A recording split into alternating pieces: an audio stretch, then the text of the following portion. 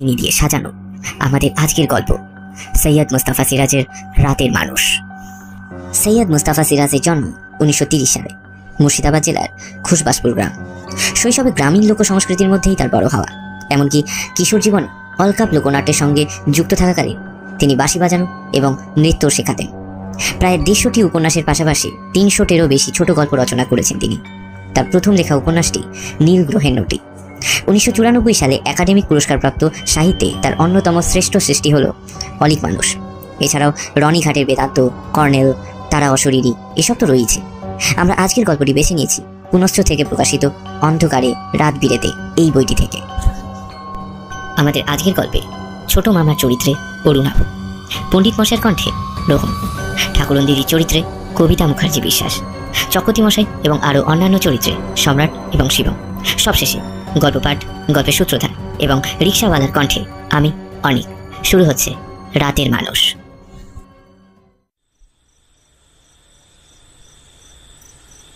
ঝুলন পূর্ণিমার রাতে গঞ্জের মেলায় ছোট মামার সঙ্গে কলকাতায় যাত্রা দেখতে গিয়েছিলাম। সন্ধ্যের দিকে বৃষ্টি পড়ছিল। ফেরার সময় দেখি আকাশ একেবারে ফাঁকা। ঝলমলে চাঁদ কাত হয়ে বাদবাকি জ্যোৎস্না ঢেলে একেবারে নিজেকে খালি করে দিচ্ছে। রাস্তাও একদম শুনশান ফাঁকা। মানুষজন মেলায় রাত কাটাতেই আসে, কিন্তু ছোট মামা একটু খুঁতখুঁতে মানুষ। ঘুম পাচ্ছে বলেই যেখানে সেখানে শুয়ে পড়তে হবে নাকি? মোটে তো 5 কিমি রাস্তা। চলে আয় বুটু। গুনগুন চোখে রাস্তা হাঁটা কষ্টকর। তাছাড়া ছোট মামার চেয়ে আমার পা দুটো বড্ড বেশি ছোট। বারবার পিছিয়ে পড়ছি আর ধমক খাচ্ছি। হঠাৎ রাস্তার বাঁকের মুখে গঞ্জের শেষ দিকটায় একটা সাইকেল রিক্সা দেখা গেল। রিক্সাটা দাঁড়িয়ে ছিল, তবু ছোট মামা চেঁচিয়ে উঠলেন, রোকে রোকে। রিক্সাওয়ালা হেসে অস্থির, রুকেই তো আসি বাবু মশাই, তা যাওয়া হবে কোথায়? আমারও হাসি পাচ্ছিল।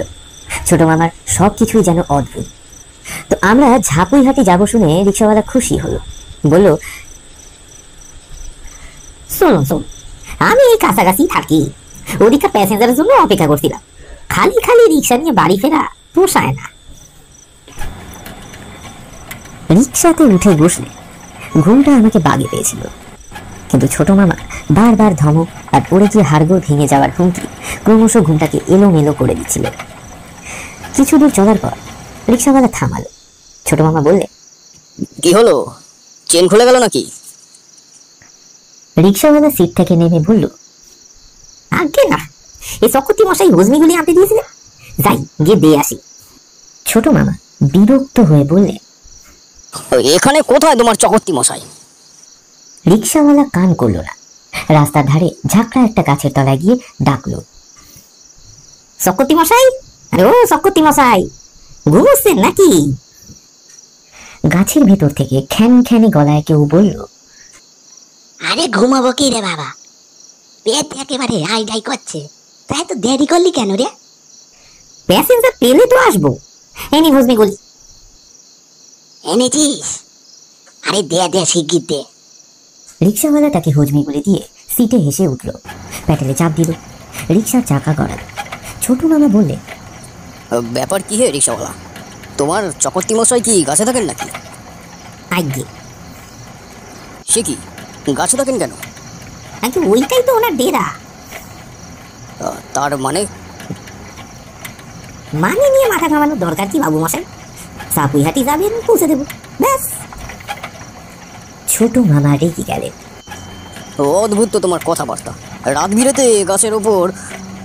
রিক্সাওয়ালা ছোট মামাকে থামিয়ে দিয়ে বলল, আমার কাছ থেকে ততক্ষণে ঘুমটা কেটে পড়েছে। বারবার দেখে আসছি ছোট মামার সঙ্গে কোথাও রাত বিরেতে বেরোলেই সব গোলমেলে ঘটনা ঘটে। বুঝতে পারি না রাত এলেই কেন পৃথিবীটা অন্যরকম হয়ে যায়, নাকি ছোট মামার ভুলেই রাতটা গোলমেলে হয়ে যায়। কিন্তু তারপর তো ছোট মামা চলে আয় ফুটো বলে শেষ পর্যন্ত উধাও হয়ে যায়। ধাক্কাটা সামলাতে হয় সেই আমাকে। এবার কত দূর জল গড়াবে কে জানে। বুকটা ধিপ ধিপ করতে লাগলো। একটু পরে আবার রিক্সা দাঁড়ালো এবং রিক্সাওয়ালা তরাক করে নেমে গিয়ে ডাক দিল, ঠাকুরন দিদি, আরে ও ঠাকুরন দিদি। একটা শুকনো গাছের ডাল থেকে নেমে সাদা কাপড় পরা কেউ যেন এগিয়ে এগিয়ে এলো। ভূত এলি নাকি? কখন থেকে পথে পড়ে গেল। বলি ভোগটা এনেছিস তো? না আনলে ডাকছি কেন? এই নিন। ডোকটা নিয়ে ঠাকুরন দিদি ন্যাড়া গাছটার দিকে চলে গেল। ছোট মামা গুম হয়ে বসেছিলেন। বললেন, কোনো মানে হয়? রিক্সাওয়ালা আবারও চুপচাপ রিক্সা চালাতে শুরু করলো। কিছু দূর গেছি, হঠাৎ কোত্থেকে কেউ হেরে গলায় ডাকলো, ভূতো, অভূতো, এই ভূতো। ছোট মামা চাপা স্বরে বললে, থেমো না, যেই ডাকুক। একটা কালো বেটে লোক ধমক দিল, এই বেটার ছেলে কথা কাটা যায় না? রোজ রোজ বাকিতে জিনিস দেবে না? দেবে না মানে ওর বাদ দেবে। এখনো 63 টাকা 67 পয়সা জমা আছে খাতায়। সে আপনি মামলা করে আদায় করুন গে। লোকটা রাস্তার মাঝখানে দাঁড়িয়ে গেল। বাজে কথা বলিস না, আসলে তুই যাসনি দত্তের দোকানে। কি ঝামেলা করছেন বাবু? গাড়িতে প্যাসেঞ্জার আছে, দেখছেন না? লোকটা প্রায় কেঁদে ফেললো। এখন আমি ঘুমাবো কি করে? এক গুলি আফিং আমাকে এত রাত্রিরে কে দেবে? শ্মশান তলায় চলে যা, দারোগা বাবুর কাছে এক গুলি পেতেও পারে। ওরে বাবা, মৌতাক বাংলা লোকাবে ঢোকাবে। তাহলে বরঞ্চ পাশুর কাছেই যান। সে বেটা তো চোর। আরে বাবা, চোর বলেই তো বলছি। দারোগা বাবুর কৌটো থেকে দুই এক গুলি সেই হাতাতে পারবে। লোকটা কিন্তু কিন্তু করে বলল, তো পাঁচুকে পাচ্ছি কোথায়? ও তো ফেরারি আসামি। রিক্সাওয়ালা চাপা স্বরে বলল, আরে সন্ধ্যেবেলায় পাশুকে এক পলক দেখেছি। মোড়ল মশাই তাল গাছে দাঁড়িয়েছিল। মোড়ল মশাই গঞ্জের মেলায় গেছেন, কাজে পাশু নিশ্চয়ই তেনার ডেরায় ঘুমিয়ে নিচ্ছে। বেটে কালো ছায়ামূর্তিটি তখনই উধাও হয়ে গেল। রিক্সাওয়ালা প্যাটেলে চাপ দিয়ে বলল, রোজ রাত্রিরে আসারই এক জ্বালা বাবু মশাই, রাজ্যের লোকের হাজার ফরমাস। এদিকে ছোট মামা গুম হয়ে বসে আছে। আমি ভাবছি হঠাৎ আমাকে ফেলে পালিয়ে না যান আবার। বড্ড বেশি গোলমেলে ঘটনা ঘটছে। কিছু দূর যাওয়ার পর রাস্তা বাঁক নিল। এবার দুধারে ঘন জঙ্গল, রাস্তায় চকরা বকরা জ্যোৎস্না পড়েছে। রিক্সাওয়ালা বলল, এই আরেক জায়গায় একটুখানি থামতে হবে। সিঙ্গি মশাই নসির কৌটোটা দিয়েই আমার ছুটি। এখানে জঙ্গলটা একটু ফাঁকা। রিক্সা সেখানে থামলো। রিক্সাওয়ালা সিট থেকে নেমে রাস্তার ধারে গিয়ে চেঁচাতে থাকলো, সিঙ্গি মশাই, আরে ও সিঙ্গি মশাই। তারপর সাড়া না পেয়ে এগিয়ে গেল। আর তাকে দেখতে পেলাম না। ভয় ভয় ডাকলাম, ছোট মামা, ছোট মামা। ছোট মামা বিরক্ত হয়ে বললে, চুপচাপ বসে থাক, আমাদের বাড়ি পৌঁছানো নিয়ে কথা। এমন সময় কাছাকাছি একটা গাছ থেকে কেউ বলল, এই কারারে এখানে? ছোট মামা ভারী কি চালে বললে, আমরা। আমরা মানে? নাম কি? বাড়ি কোথায়? ছোট মামা রেগেই ছিলেন। বললেন, তা জেনে তোমার কাজ কি? তুমি কে আর গাছে কি করছো? বলে কি গাছে কি করছি? ন্যাকা। খবরদার, বাজে কথা বলবেন না বলে দিচ্ছি। এটা বাজে কথা হলো? জানো না গাছে কি করছি? না, জানি না। আমরা মানুষ, আমরা তোমার মতো রাত বিরেতে গাছে কাটাই না। প্রথম প্রথম এই ভুলটাই হয়। কি ভুল হয়? মানুষ মানুষ ভুল। কি অদ্ভুত? অদ্ভুত তো বটে, ওই অদটুকু বাকি যেতে কয়েকটা দিন দেরি। এই যা। তা তোমরা কি ডেরা খুঁজে বেড়াচ্ছ? বোকার কাকে বলে? ভূতর রিক্সাতে চেপে। ভূতটা কিন্তু 1 নম্বরের ধরিবাজ, সাবধান করে দিচ্ছি কিন্তু। ছোট মামা রিক্সা থেকে নেমে ঘুষি পাকিয়ে দাঁড়ালেন। কে হে তুমি? গাছ থেকে নেমে এসো তো দেখি। আমিও আর নামতে দেরি করলাম না। ছোট মামার মারামারি করার অভ্যেস আছে, কিন্তু রাত বিরেতে গাছের লোকটার সঙ্গে এঁটে উঠতে পারবেন কিনা এটা আমার সন্দেহ। রিক্সাওয়ালাও আসছে না, মারামারি বাঁধলে থামাবে কে, এটাই আমার ভাবনা। ছোট মামা ঘুষি বাগিয়ে এবার হুঙ্কার দিলেন, কাম অন, কাম অন। গাছের লোকটা বিদঘুটে রকম হাসলো।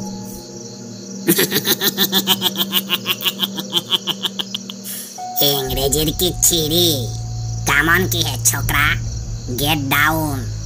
কিন্তু গেট ডাউন করি কি করে, একটা ঠ্যাংই যে নেই, থাকলে পরে এতক্ষণে নেমে কানটি ধরে stand up on the bench করিয়ে দিতাম। পাশের একটা গাছ থেকে কেউ বলল, কি পণ্ডিত মশাই, ছাত্র জোটাতে পারলেন নাকি? না, গাধা পিটিয়ে ঘোড়া করা যায় না। ছোট মামা আর সহ্য করতে পারলেন না, রাস্তার ধারে পাথরকুচি স্তূপ থেকে পাথর কুড়িয়ে ছুটতে শুরু করলেন। আমাকেও বললেন, হাত লাগা বুডু, আমারে কথা বলেছে, আমাকে ইংরেজি শিখাচ্ছে পাঠশালার পণ্ডিত। ওদিকে পণ্ডিত মশাইয়ের চেঁচামেচিতে চারিদিকে সারা পড়ে গেছে। হই হই রই রই করতে করতে কালো কালো কারা সব গাছ থেকে ঝুপ ঝাপ করে নেমে দৌড়ে আসছিল। আমি প্রায় ভয় কেঁদে ফেললাম। ছোট মামা, এবার ছোট মামার চোখে পড়ল ব্যাপারটা। তারপর যা ভেবেছিলাম এবং বরাবর যা ঘটে আসছে তাই হলো। ছোট মামা চলে একটো বলে রিক্সা যেদিকে গিয়েছিল সেই দিকে দৌড়লেন। আমিও দৌড়লাম, কিন্তু ভাগ্যিস ছোট মামা হোঁচট খেয়ে পড়ে গিয়েছিলেন, তাই সঙ্গ পাওয়া গেল। জ্যোৎস্নায় একটা ভাঙা চোরা দালান বাড়ি দেখা যাচ্ছিল। বাড়ির দরজায় ছোট মামা ক্রমাগত ধাক্কা দিতে লাগলেন। একটু পর ভিতর থেকে সাড়া এলো। কি রে, এরকম ভাবে দরজা ধাক্কাচ্ছি কি? ছোট মামা ব্যস্তভাবে বললেন, আমরা খুব বিপদে পড়েছি, দয়া করে দরজাটা খুলুন। বিপদ? তা তোমাদের কি বিপদ? কারা যেন আমাদের তাড়া করেছে। তারা কারা? গাছে গাছে যারা থাকে। গাছে থাকে ভূত, বনে থাকে বাঘ, জলে থাকে মাছ, মনে থাকে রাগ। কি বিপদ?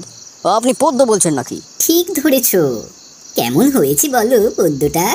খুব ভালো, দয়া করে এবার দরজা খুলুন, ওরা আসছে। ঘোড়ায় যদি পারে ডিম, জলে যদি জলে পিদিম, বলো তবে অত কিম। ছোট মামার পদ্য লেখার বাতিক ছিল, তিনিও বলে দিলেন, জাম গাছে ফল বেশি। খাসা খাসা, কি মধুর ভাষা, স্বাগতম সুস্বাগতম। দরজা খুলে গেল। ছোট মামা বললেন, এ কি, আলো নেই কেন? আলো জ্বালুন। যত বড় কবি তুই হোস না, যদি না বাসিস ভালো জোছনা, থেকে যাবে কত আফসোস না। তাই বলি চুপ করে বস না। ভদ্রলোক বাইরের দরজাটা বন্ধ করে দিলেন। এদিকে জানালা গড়িয়ে জ্যোৎস্না একেবারে ঘরের মধ্যে এসে ঢুকছিল। আচ্ছা, দেখা যাচ্ছিল ও কি ঠ্যাঙা, বড় বড় চুল, পরনে পাঞ্জাবি পাজামাই তো বটে, হাতে আবার একটা মোটা বই বা মোটা খাতা বোধ হয়। ভদ্রলোক পাতা উল্টাতে শুরু করলেন, তারপর বললেন, আচ্ছা আচ্ছা, তুমি এই পদ্যটা শোনো, এটা আরো ভালো। একদা এক বাঘের গলায় হার ফুটিয়াছিল, সারস পাখি লম্বা ছোটে হাত তুলিয়া নিল, পুরস্কার চাইলে পরে বাঘ রাগিয়া কহে, মুন্ডুখানা ফেরত পেলি তাই যথেষ্ট নহে। এবার পাশের ঘর থেকে কেউ বিটকিল গলায় ডাকলো, ঘটনা, এই ঘটনা, এ কাকে পদ্য শোনাচ্ছিস? এই মানুষগুলোকে পদ্য শোনাচ্ছি দাদা। কয়জন মানুষ? কয়জন? 1.5 জন। দুষ পোষাবে না। ছোট মামা বললেন, উনি কে? কবি ভদ্রলোক এবার বিরক্ত হয়ে বললে, আমার দাদার ওই এক স্বভাব, খালি খাই খাই। খাই খাই মানে? মানে আমার দাদার খুব খিদে। যাকে যাকে যাক, আমি বরং এই পদ্যটা পড়ি, শোনো। হ্যাঁ।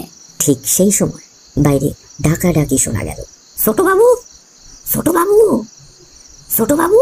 কবি খাপ্পা হয়ে দরজা খুলে বললে, কি হয়েছে, চেঁচাচ্ছিস কেন রে ভূত?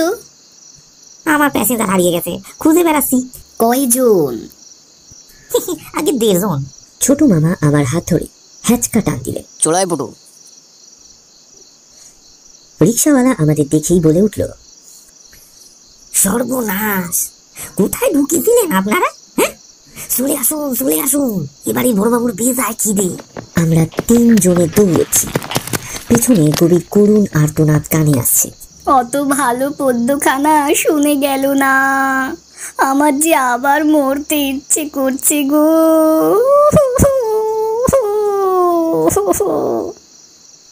ছোট মামা রাস্তার কাছে গিয়ে হাঁপাতে হাঁপাতে বললে, ও হে রিক্সাওয়ালা, ওরা সব নেই তো? রিক্সাওয়ালা হাসলো। আগে না, ঘুমিয়ে পড়েছে। বস বস করে ঘুম হচ্ছে, শুনতে পাচ্ছেন না?